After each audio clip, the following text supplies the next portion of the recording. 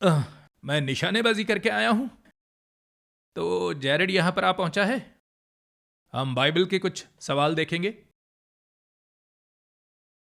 अह, उतना बुरा नहीं है।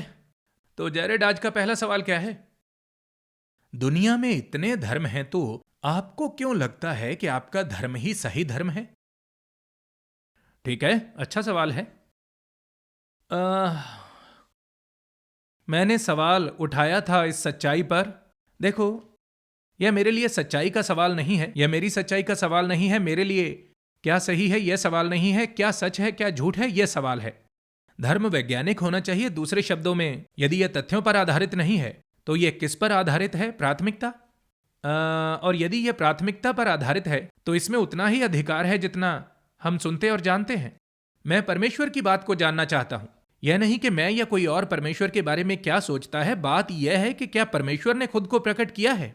और हमारे पास यह प्रमाण है कि जो पुस्तक, जो बाइबल हमारे पास है, वह परमेश्वर का वचन है। मैं जानता हूं सब कहते हैं कि उनकी पुस्तक भी परमेश्वर का वचन है, तो आप ऐसा कैसे कह सकते हैं? तो विज्ञान। तो उदाहरण के लिए आप लीजिए सबसे छोटा भाग बाइबल में से भविष्यवाणी का। कोई भी भविष्यवाणी जो बहुत साफ, बहुत स्पष्ट हो। एक दिन मैं सोर नगर के बारे में सोच रहा था। एक समाचार था लेबनान के सोर शहर के बारे में। लेकिन बाइबल सोर के बारे में बात करती है और एक भविष्यवाणी करती है। लेकिन याद रखें, यह बहुत पहले लिखा गया। इसके पूरा होने से और मृत सागर से मिले हस्तलेखों में यशाया की पुस्तक की प्रतिलिपियां मिली, जिनकी तिथि थी 200, 250 या 350 BC। और ताम्र की पुस्तक मिली जिस पर यशाया लिखा हुआ था। साथ ही बाइबल की अन्य पुस्तकें भी थी।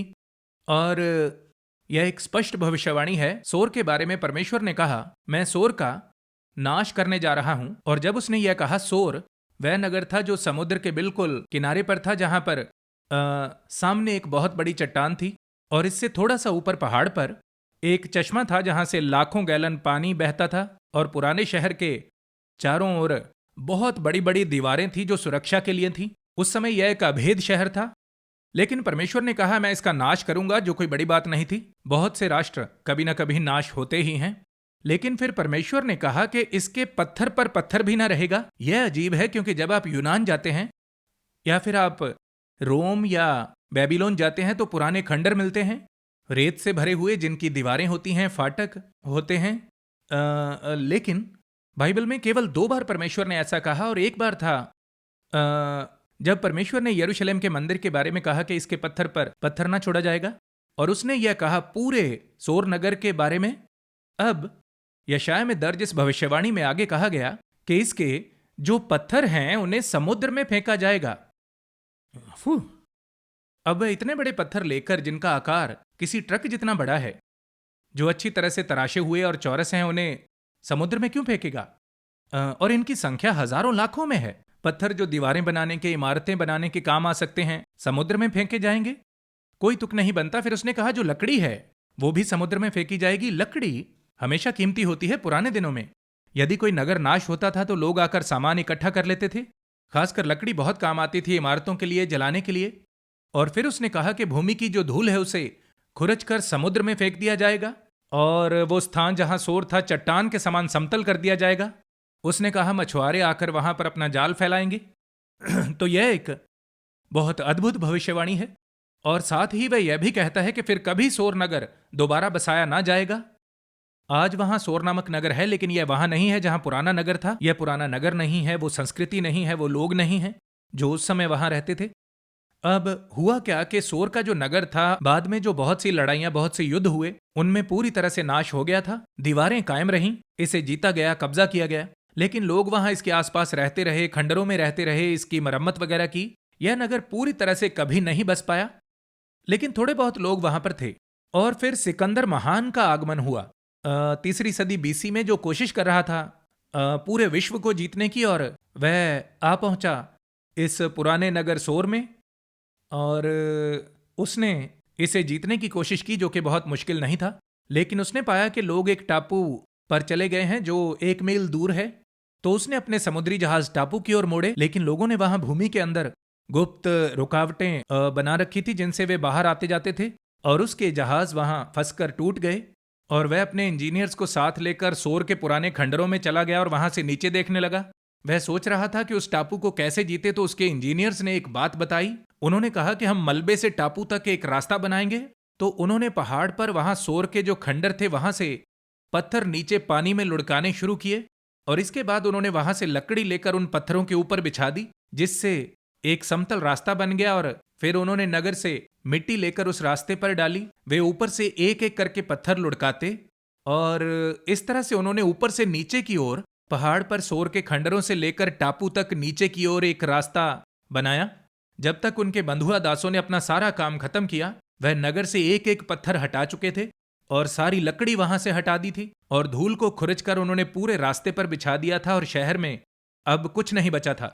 तो आज यदि आप लेबनान के उस पुराने शहर सोर में जाएं, आप देखेंगे वहां पर एक प्रायद्वीप है जिस पर एक टापू है और उसके 2 किनारे हैं।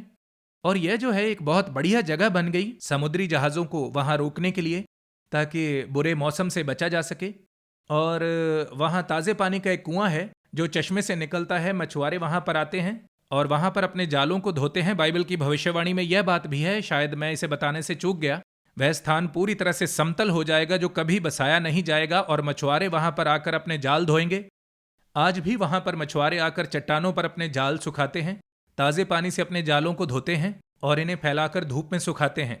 और इसको अब लगभग 2800 वर्ष हो चुके हैं भविष्यवाणी के बाद से। तो 2800 वर्ष के बाद वह भविष्यवाणी आज भी पूरी हो रही है कि सोर का नगर दोबारा कभी नहीं बसाया जाएगा। और आज यह केवल एक स्मारक है भविष्यवाणी के परमेश्वर का, जिसने कहा था कि यह सारी चीजें होंगी। तो देखिए, यह विज्ञान है, यह मेरी सोच नहीं है, यह कोई धर्म के अंदर मेरी पसंद की बात नहीं है। यह एक गवाही है, यह परमेश्वर की उंगली का निशान है कि यह बातें परमेश्वर ने ही कही। यह यशाया की पुस्तक में से एक भविष्यवाणी है। मैं सैकड़ों बता सकता हूं भविष्यवाणियां यशाया की पुस्तक में से, और यशाया केवल एक पुस्तक है। आपके पास यिर्मयाह है, यहेजकेल है, दानियल है, जो सब भविष्यवाणियों से भरी हुई हैं। और फिर जकरिया है, सपन्निया है, मलाकी है, और इन सब में भविष्यवाणियां भरी हुई हैं। फिर होशे की पुस्तक भी है और उत्पत्ति की पुस्तक में भी आपको भविष्यवाणियां मिलती हैं।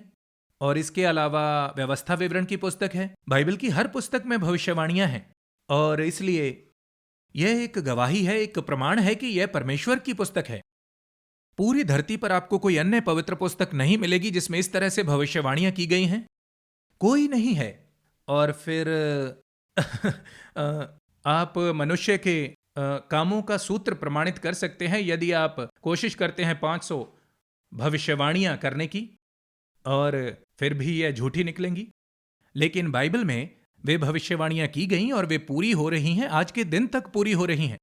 तो इसीलिए मैं जानता हूं कि प्रभु यीशु मसीह में जो विश्वास है, मैं मसीहियत की बात नहीं कर रहा हूं, क्योंकि मसीहियत भी बाकी धर्मों की तरह धर्म बन गई है जिसमें मनुष्य की बनाई इमारतें हैं, मनुष्य की शिक्षाएं हैं,